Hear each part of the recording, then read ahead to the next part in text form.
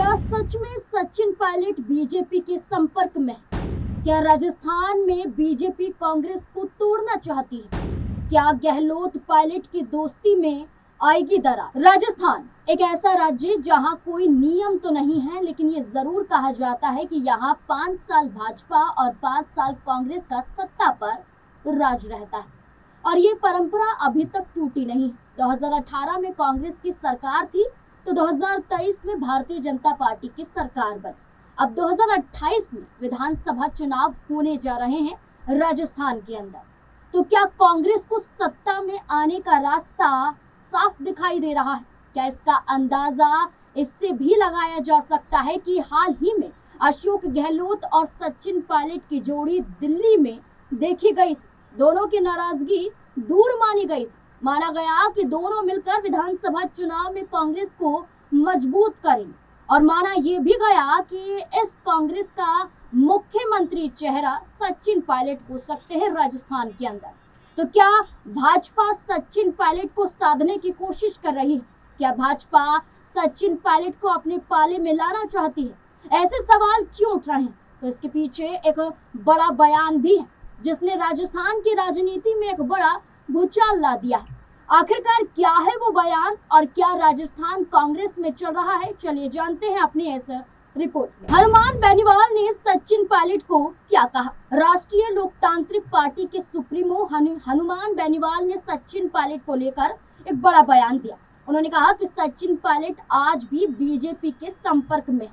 उन्होंने सचिन पायलट के मुख्यमंत्री बनने को लेकर कहा कि मुख्यमंत्री बनना उनकी किस्मत में नहीं है। अब मैं कोई किस्मत थोड़ी लिखूंगा। आपको बता दें, इससे पहले बीजेपी के प्रदेश प्रभारी राधा मोहन दास अग्रवाल ने कहा था सचिन पायलट का एक पैर कांग्रेस तो एक पैर बीजेपी में, जिसके बाद सचिन पायलट लगातार चर्चाओं में बने हुए हैं। अधर झूल में है पायलट साहब। हनुमान बेनीवाल ने कहा कि पायलट साहब पहले बीजेपी के नजदीक रहे हुए हैं ना, इसलिए मानो मैं बीजेपी के अंदर रहा हूं और बीजेपी से हट के बाहर आया। कहीं ना कहीं बीजेपी को लगता है कि हनुमान जी पहले हमारे थे, लेकिन मैंने पार्टी बना ली तो मुझे नजदीक नहीं मानते हैं, मेरी पार्टी अलग हो गई है ना। इसके अलावा बेनीवाल ने कहा कि पायलट साहब अधर झूल में, वो कहा था ना कि एक टांग इधर तो एक टांग उधर, तो कहीं ना कहीं उनका इशारा, और ये सही बात भी है कि भारतीय जनता पार्टी के नेताओं के कांटेक्ट में सचिन पायलट साहब आज भी हैं। गुज्जरों में बीजेपी के पास कोई मजबूत नेता नहीं। हनुमान बेनीवाल ने सिर्फ इतना ही नहीं, इस सिलसिले में आगे भारतीय जनता पार्टी को लेकर उन्होंने कहा कि बीजेपी के लोग ये कहते हैं कि गुज्जरों में बीजेपी के पास कोई मजबूत नेता नहीं, और अगर कोई मजबूत नेता है तो वो सचिन पायलट है।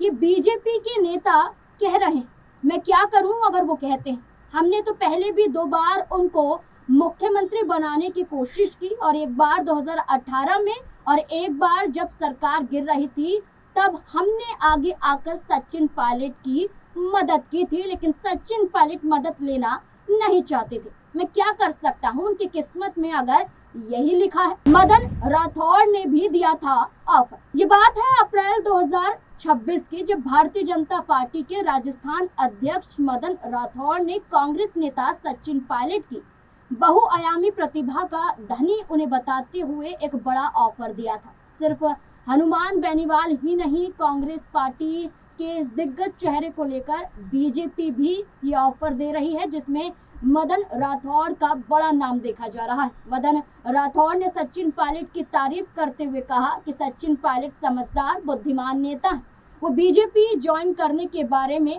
सोच सकते हैं। दरअसल मीडिया से बात करते हुए मदन राठौड़ ने क्लियर किया था कि सचिन पायलट को लेकर बीजेपी कोई सीक्रेट अभियान तो नहीं चला रही है, लेकिन सचिन पायलट से कांग्रेस के नेताओं की दूरी साफ नजर आ रही है। सचिन पायलट देश काल परिस्थितियों को समझने वाले नेता हैं, उनमें राष्ट्रभक्ति का भाव है। कांग्रेस में रहते हुए उनकी आत्मा झकझोर रही होगी। ऐसे में अगर पायलट साहब खुद बीजेपी में आने का फैसला करते हैं तो हम उनका स्वागत करेंगे।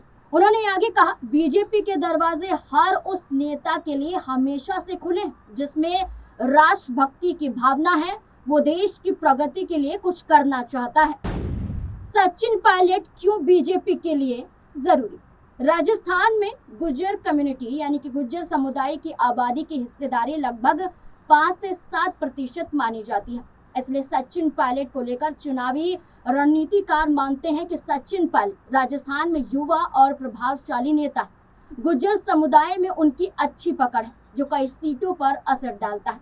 आमतौर पर माना जाता है कि उनका सीधा या अप्रत्यक्ष प्रभाव लगभग 30 से 50 विधानसभा सीटों पर पड़ता है, जबकि कुछ रणनीतिकार इससे भी ज्यादा मानते हैं। उनका प्रभाव मुख्य रूप से टोंक, दौसा और करौली, सवाई माधोपुर, अजमेर, भरतपुर, झुंझुनू जैसे तमाम जगहों पर प्रभाव देखा जाता है। तभी तो जब 2020 में पायलट ने बागी कदम उठाए थे, उस वक्त ये चर्चा थी कि सचिन पायलट अलग पार्टी बनाना चाहते हैं। तब उनके साथ करीब 18 विधायकों का होना बताया जा रहा था, यानी कि 18 विधायक सचिन पायलट के साथ उस दौरान थे, जिससे ये साफ हुआ कि कांग्रेस संगठन और कुछ क्षेत्रों में उनकी मजबूत पकड़ है, इसलिए राजनीतिक अटकलें लगती रहती। हालांकि अभी तक सचिन पायलट कांग्रेस में ही है और उन्होंने कई बार सार्वजनिक रूप से कहा है कि वे पार्टी छोड़कर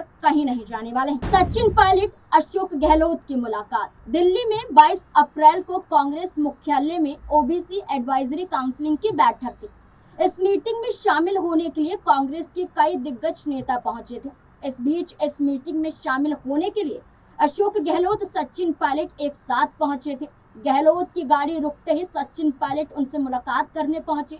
तभी सचिन पायलट से हाथ मिलाते हुए वहां मौजूद पत्रकारों से अशोक गहलोत बोलते हुए नजर आए थे कि फोटो ले लो, फिर कहोगे कि बात बनती नहीं।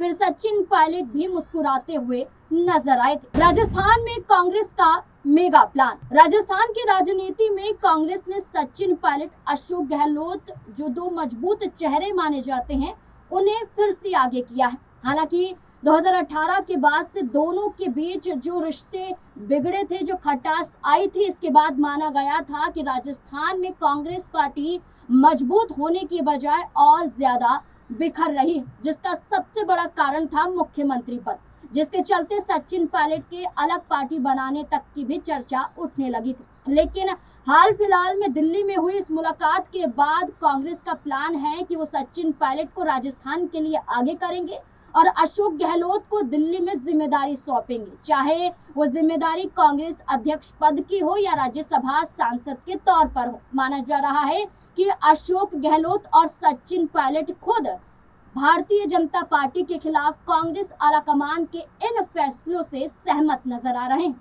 अब ये देखना होगा कि सचिन पायलट, अशोक गहलोत को लेकर जो रणनीति कांग्रेस बना रही है, क्या ये रणनीति कामयाब हो पाती है।